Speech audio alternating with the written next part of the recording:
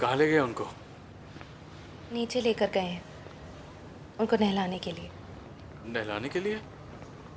Miss किसम, आपको साथ में चलना होगा, कुछ फॉर्म्स को भरना है। ये आपकी मदद करेगी। ठीक है।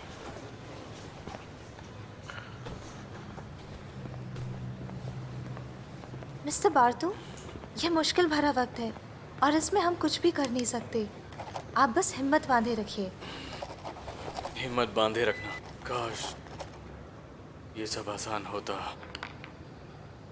काश की हिम्मत की कोई रस्सी होती जिसको हम अपनी मर्जी से कहीं भी कभी भी बांध सकते, पर ऐसा नहीं होता है ना। अगर ऐसा होता तो। बहुत बढ़िया, क्या बात है।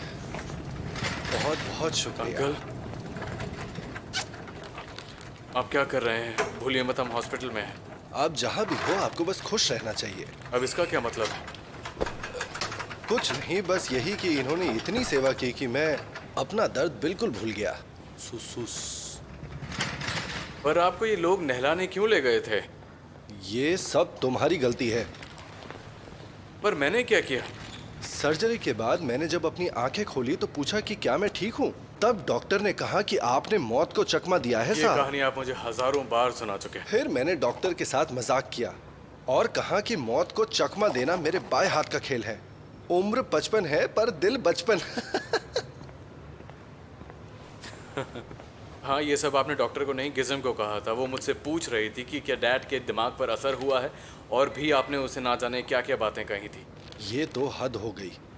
सब तुम्हारी गलती है। या अल्लाह। पर मैंने क्या किया है? तुम एक पल के लिए गए और मेरी आंख लग गई, और कब मेरी नींद इतनी गहरी हो गई मुझे पता ही नहीं चला, और मेरी आंख यहाँ पर आकर खुली। पता नहीं कितनी देर मैं सोता रहा। एनेस्थीसिया का असर था शायद। पूरे शरीर में मुझे जलन महसूस हो रही थी। धीरे धीरे जलन बढ़ती गई। ऐसा लगा कि मेरा शरीर जल रहा है। ऐसी जलन कभी महसूस नहीं हुई, और मैंने मन ही मन खुद से कहा कि अल्लाह मुझे मेरे गुनाहों की सजा दे रहा है। मुझे सजा मिल रही है, मेरे कर्मों की सजा। मैं ये बिल्कुल जान चुका था। मैं चीख रहा था, चिल्ला रहा था, जलन से जूझ रहा था। फिर शुक्र है एक नर्स आई जिसने सब काबू किया। आओ, तुम भी वही थी ना? फिर उसने हालात का जायजा लिया। वो बहुत अच्छी थी।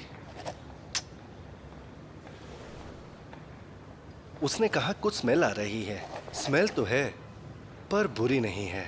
उसने बोला किस चीज की हो सकती है। फिर हम सोचने लगे कि ये स्मेल है किस चीज की। तुम ही बताओ इसे। टूथपेस्ट।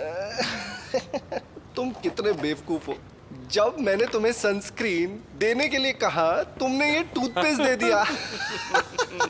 तुम्हें ये नहीं पता कि मुझे ग्लूटेन से एलर्जी है, बेवकूफ। आपने कभी मुझे इस एलर्जी के बारे में बताया भी नहीं। मैं नादान की तरह इस्तेमाल कर रहा था। मुझे क्या पता था उसमें ग्लूटेन है। इसी वजह से आज मैं यहाँ पर हूँ।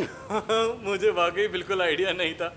भला ग्लूटेन से किसको एलर्जी हो सकती है? ऐसा इंसान कौन है जिसे मैं यहाँ ग्लूटेन- मर रहा हूँ और तुम्हें अपनी बेवकूफी पर हंसी आ रही है। मुझे खुद ही फार्मेसी शॉप पर जाना चाहिए था। देखिए, पेशेंट का भी ज्यादा बात करना बिल्कुल ठीक नहीं है। आप भी जाकर आराम कीजिए और इन्हें भी थोड़ा आराम कर लेने ठीक दीजिए। है ठीक है, मैं चलता हूँ। इन्हें आराम करने देते हैं। आपकी शर्ट पहन के जा रहा हूँ। ख्याल रखिए अपना।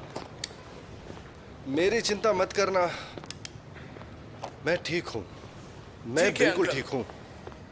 तुम समझ गए ना? हाँ हाँ, मैं समझ गया कि आप ठीक हैं। जिस्म के साथ एक अच्छे भाई की हाँ। तरह रहना। वो दुखी होगी पर जाहिर नहीं करेगी। तुम उसे नहीं जानते, वो बहुत उदास हो जाती है। तुम बस अपने काम से काम रखना। मैं जल्दी घर आ जाऊंगा। बिल्कुल आ जाएंगे। मैं यहाँ ठीक हूँ। हाँ, आप तो यहाँ मजे कर रहे हैं। पता है सर्जरी में एक बहुत खूबसूरत नर्स भी थी। क्या अंकल, आप भी कुछ भी बोलते हैं।